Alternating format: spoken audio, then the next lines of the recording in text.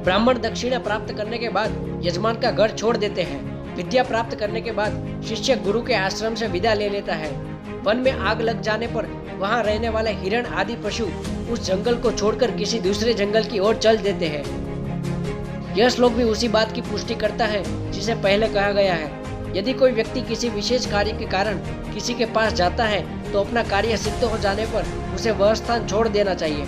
जिस प्रकार ब्राह्मण लोग यजमान के किसी कार्य की पूर्ति के बाद दक्षिणा प्राप्त हो जाने पर आशीर्वाद देकर वहां से चले जाते हैं, शिष्य भी विद्या की प्राप्ति के बाद गुरुकुल छोड़कर अपने अपने घर चले जाते हैं। जब किसी जंगल में आग लग जाती है तो वहां रहने वाले पशु भी उस जंगल को छोड़कर किसी दूसरे जंगल की खोज में चल पड़ते हैं। अर्थात व्यक्ति को अपना कार्य समाप्त हो जाने पर किसी के यहाँ डेरा डालने की मंशा नहीं करनी चाहिए।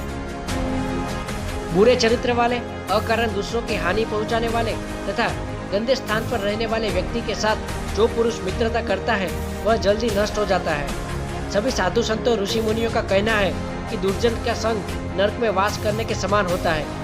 इसलिए मनुष्य की भलाई इसी में है कि वह जितनी जल्दी हो सके दुष्ट व्यक्ति का साथ छोड़ दे। आचार्य ने यहाँ यह भी संकेत किया है कि मित्रता करते समय यह भली प्रकार से जांच परख लेना चाहिए कि जिससे मित्रता की जा रही है उसमें ये दोष तो नहीं है। यदि ऐसा है तो उससे होने वाली हानि से बच पाना संभव नहीं, इसलिए ज्यादा अच्छा है कि उससे दूर ही रहा जाए।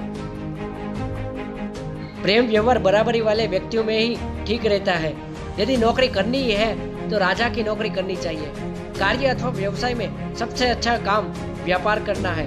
इसी प्रकार उत्तम गुणों वाली स्त्री की शोभा घर में ही है। बराबरी वाले व्यक्ति से प्रेम संबंध शोभा देता है। असमानता सामने आए बिना नहीं रहती, तब प्रेम शत्रुता में बदल जाता है। इसलिए क्यों न पहले ही ध्यान रखा जाए। इसी प्रकार यदि व्यक्ति को नौकरी तथा किसी का सेवा कार्य में जाना है तो उसे प्रयत्न करना चाहिए कि सरकारी सेवा प्राप्त हो, क्योंकि उसमें एक बार प्रवेश करने पर अवकाश प्राप्त होने तक किसी विशेष प्रकार का झंझट नहीं रहता।